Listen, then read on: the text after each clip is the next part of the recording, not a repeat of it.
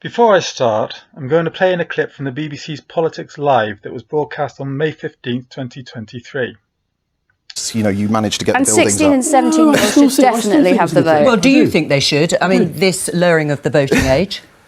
No, I wouldn't support that, and nor would I support enfranchising the European nationals. If they you suppose you support disenfranchising young people? On the contrary, no. If you let the vote if they want to vote in the UK, and they'd be very welcome to come and get British citizenship. That's the way it works. You should not be enfranchising. But he gets off the 16 and 17-year-olds because, of course, they are the future, and they are going to have to deal. So are the 14 and 13-year-olds. I think the thing about the I know. I appreciate that it's always an arbitrary limit, but I think that 16 is the right place. You can already work, you can already serve in the armed forces, you can already have sex, and they are going to be picking up the tab for climate catastrophe and so many other, really for how long? big problems. One of the best things about the Scottish referendum campaign was, apart from the outcome, with 2014, was the fact that you'd be walking down the street in Glasgow or Edinburgh, Dundee or Aberdeen, anywhere, listening to young teenagers talking about politics in a way that that's what a load of populist promises that won't get fulfilled will do for a politician. Well, I don't agree. I think the nationalist campaign was based on invisible oil fields. I'm talking about giving young people. If you give those young people a real stake, at the moment they feel they're not engaged in politics. But will they vote?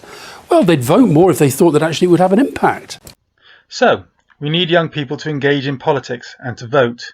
The trouble is, it doesn't matter how young people are when they are given the vote, if they don't have any incentive to use it. And right now, they don't.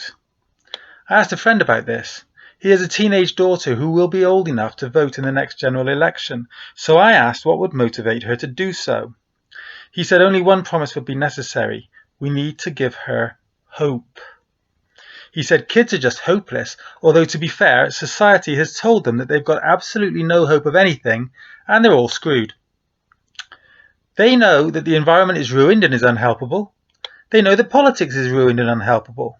They know that they've got no chance of owning a house, jobs are shit, and they'll be in debt for the rest of their lives. So they just distract themselves constantly. He said, I suppose the best way, maybe, of engaging with them would be hope.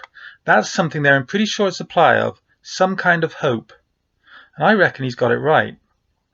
I mean, what do any of us really want from our country? A place to live? Somewhere with power and water so we can be warm and clean? A supply of the necessities of life, clothing, food, furniture, and all of these at an affordable price, meaning we would want the means to pay for them, either in the form of employment that pays a reasonable wage, covering all the necessary outgoings, or in the ability to work for ourselves and make a reasonable living doing so. What else do we want? Leisure time, and the wherewithal to be able to do something useful with it, meaning our income would need not to just cover what we have to pay, but would need to leave a little more so that we could actually enjoy life. Smell the roses, if you like. And that requires a clean environment in which those roses can grow. Beyond that, we'd want our home, property and cash to be protected from crime, so a functioning police service would be handy. Healthcare, we'd want a service tending to our health needs that is universal and affordable. And it's reasonable to expect our country to be protected from outside aggression, so we'd want it to be able to defend itself. There are other things, a network of roads and footpaths, bringing with them street cleaning and repair, a service to collect our household waste, and so on. None of these things are being provided to us in an adequate way, and the generation of young people just coming to adulthood can tell. And they can also tell that nobody who may be able to do anything to improve the situation has any intention at all of doing so. That is the reason so few young people bother to vote or to take an interest in politics. Politics refuses to offer anything to them. What's the solution? Well, in fact, it's very simple. It is to make your voice heard. Politicians pay attention to people with the power to shift them out of power. And that is what your vote is all about. That's why pensioners have influence at the moment. They vote. But you also need to tell the political classes what you want.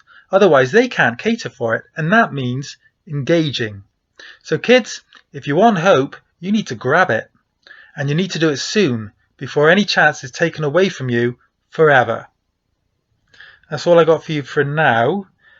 Please like and subscribe, and I'll come back to this subject with some specifics a bit later on, I think. Bye for now.